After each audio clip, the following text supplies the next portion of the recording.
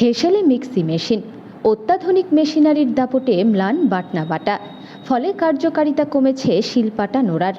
ধর্মীয় আর সামাজিক আচার অনুষ্ঠানের প্রাসঙ্গিকতা না হারালেও গৃহস্থ বাড়িতে নিত্যদিনের কাজে কৌলিন্য হারিয়েছে শিলপাটা ও নোড়া। এর জেরেই আর্থিক সংকটে পড়েছেন শিলপাটা ধার করার কারিগরেরা।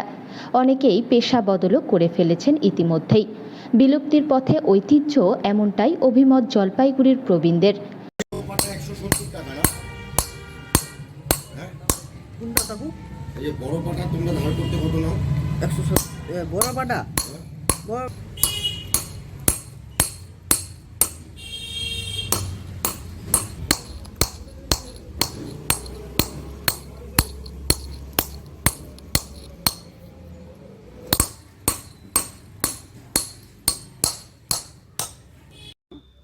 আমার নাম স্যার রাকেশ সাহা, কোথা থেকে আসছেন?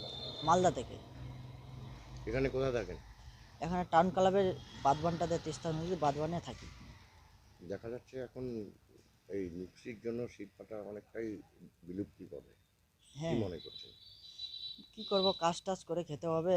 অতটা মিষ্টি শিল্পাটা তো আর চলে না। এই দিনে ঘুরে 4টা 5টা পর্যন্ত ঘুরি, 2-4টা করে পাই, 200 250 300 টাকা কাজ করি, চলে যাই ফের রুমে।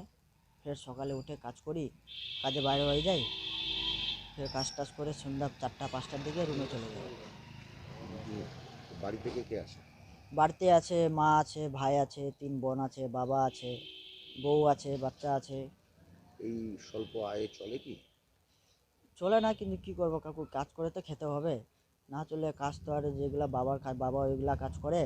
বাবার দেখা দেখি আমিও শিখেছি, চারো গ্রাম ঘুরি, 200-300 টাকা কাজ করি। বাড়িতে সংসার এরকমই চলে, আর কি বল। এইভাবে চলছে। হ্যাঁ কাকু, ইয়ের এখন আগের তুলনায় কতখানি পড়ে গেছে এই কাজ? অনেকটাই কমে গেছে। আগে তো নাই মিক্সি বার হয়নি, তার আগে অনেক চলতো। এখন তো মিক্সি বার হয়ে এখন কাজ আমাদের ডাউন হয়ে গেছে, এখন সেরকম আগে চলে না। কত শিলপাটা ইয়ে করছো?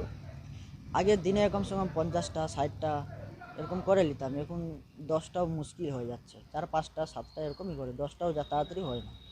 তারপর শিলপাটাও বিক্রি করো? হ্যাঁ, শিলপাটাও বিক্রি করি, শিলপাটা ধার করি। পাটা বিক্রি করে কত আয় হয়? দেখো কাকু, পাটা বিক্রি করলে আমাদেরকে একটা পাটাই বিক্রি করি তো 50-60 টাকায় মানে লাভ হয়। যেটা ধার করি সেটাই লাভ হয়।